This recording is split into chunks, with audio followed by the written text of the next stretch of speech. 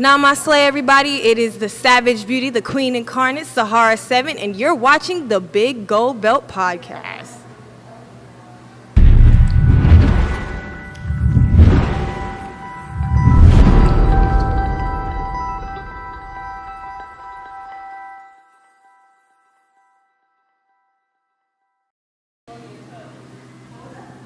Hey, it's the Big Gold Belt Podcast. I'm live with a special guest. You may have heard her on the podcast, but we're in person today. Sahara Seven, what's going on? What's up? Namaste, everybody. Hey, good to have you finally. I've been trying to catch up with you for a while, but you've been busy. You've been making moves internationally, nationally, all over the world. You've been everywhere, but let's catch up with it. So let's get straight to the point. Literally, what was the motivation? What was the leap of faith that took you out to Japan? Ooh, that's a good question. My motivation for everything I do in wrestling is my grandmother. So she is the woman I look up to. She raised 13 kids, and my mom is the youngest. So you can just imagine, and I think it's like she has 22 grandchildren just alone, not to mention great-great-grandchildren. So she's done a lot. And so my motivation for everything is really her. If she can do it, I can do it. And it's like, yeah, she raised kids, worked and did everything like that, housewife, all that, and it doesn't translate to wrestling in some people's head, but to me, that's a superwoman. Yeah. So if she wasn't afraid to go after her dreams and still have a whole family, why am I afraid to go after my dreams? And I don't have a family of my own. I have mom, dad, normal stuff, but I don't have any kids, right. I'm not married. So what's stopping me? What's holding me back from going for what I want for?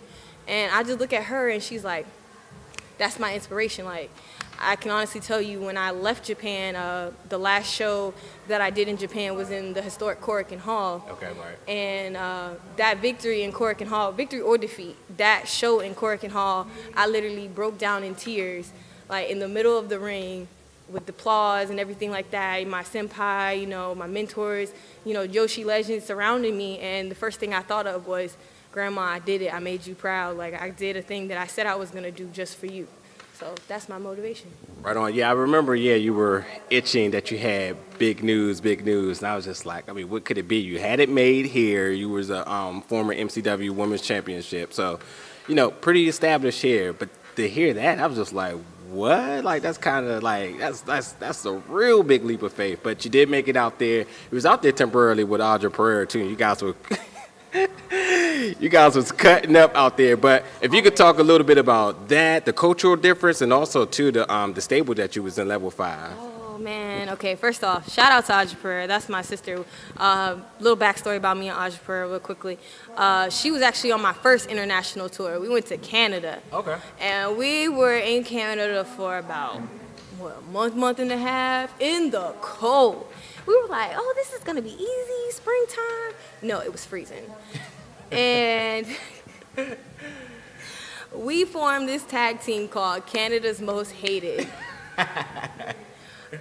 The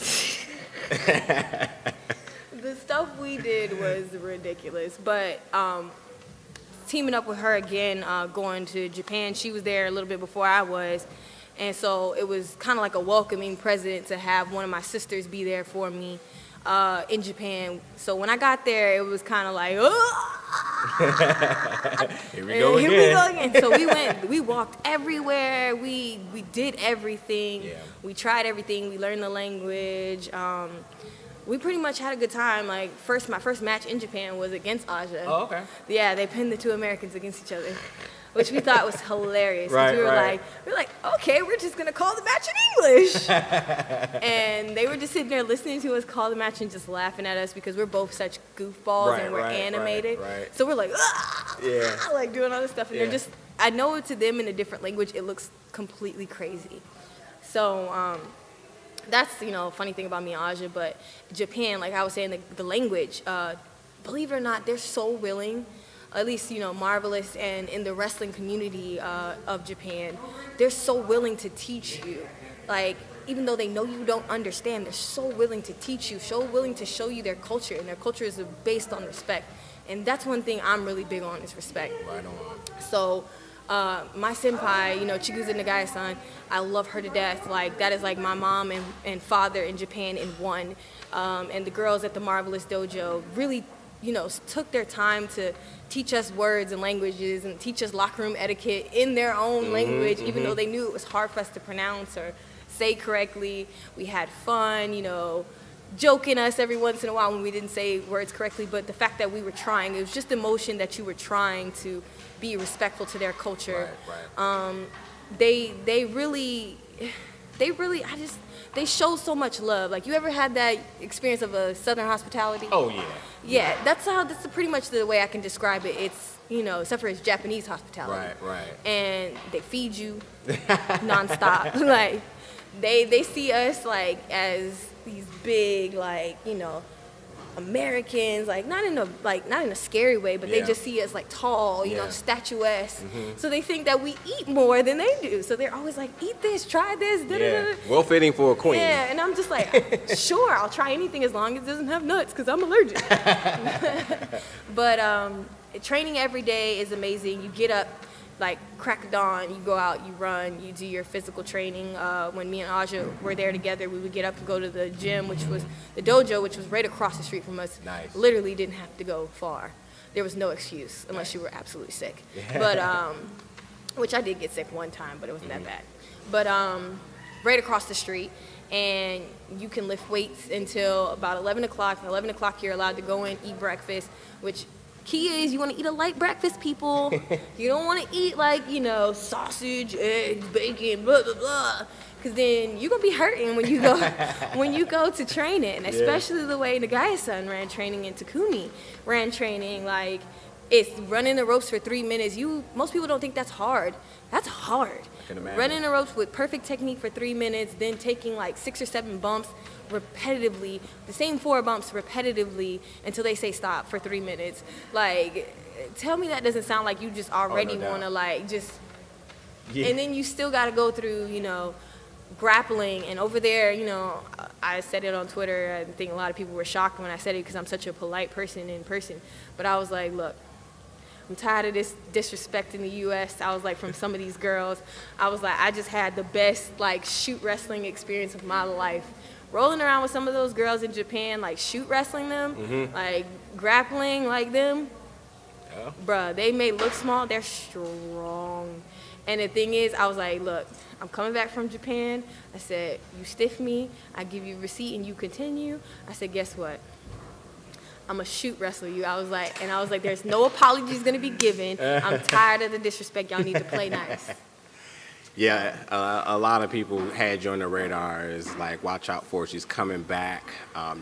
Everyone's saying your craft has been improved. And again, this weekend you'll be at Nova Pro Wrestling, who you'll be facing Jim Across. Now, you're no stranger to Nova Pro. You just came off of a victory against Jordan Blade. So where does that leave you for your match that you have this weekend? I'm riding high, like, on the wave of my victory at Nova Pro. Nova Pro is one of those places, like MCW, where I've always wanted to, like, accomplish. Like, I would believe it was 2016. I believe I had put them on my list, and this list is probably still on Twitter. As a matter of fact, if you go back and look, it was... We all know nothing on Twitter disappears. Nothing on Twitter disappears.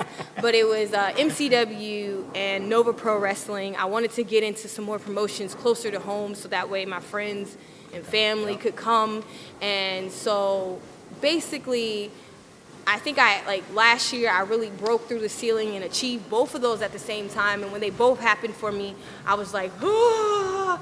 So I'm riding into, Nova Pro thinking that, like, I'm here, I'm kicking in the door, I'm everybody's problem. Like, if you're gonna try to stop me from, whatever I'm trying to accomplish, whether it's being the first ever Nova Women's Pro, like Nova Pro Women's Champion, which hasn't happened yet, but, I'm trying to get it. We got our own show, so I mean, I mean, that's pretty big, but I mean, we're still all pushing for a women's title. But if that's what the case is, then I'm not going to let anybody like Jordan Blade or Jim Across stop me, because I feel like this is my destiny. I built this. I said this to her on Twitter. I built this from the ground up, from the mud. I built my throne. I've earned my, like, crown. So no one, and I mean no one, is taking it from me. You can't. Like, I don't have on a crown right now. It's not visible, but I mean, I wear a crown on my head every day, and you're not taking anything from me. So that's how I'm feeling riding in the Nova Pro. I already won in my head. Like, whether I lose, or I win, I've already won because I'm here. You're seeing me at Nova Pro. I'm here. Right on. Well said. Well, look forward to you and good luck to you this weekend in your match. Thanks for coming on the show. We have to do it again soon. Yes. Oh my God. Next time we have to get my brother up here.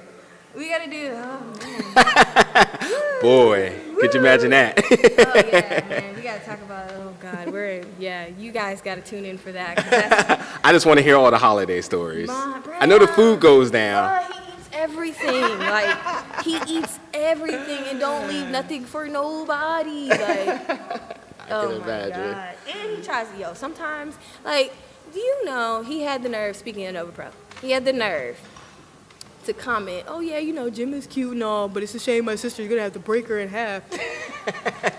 Bro, you're not supposed to compliment my opponent before I destroy her. He don't know no better. We know that. No. And it's like, yo, bro, I gotta smarten you up. I don't go around saying your opponent's cute, because if I did, you probably punch me in the face, not him. He not loyal. We proved he's that. He's not. But Yeah. that bloodline makes him loyal. So.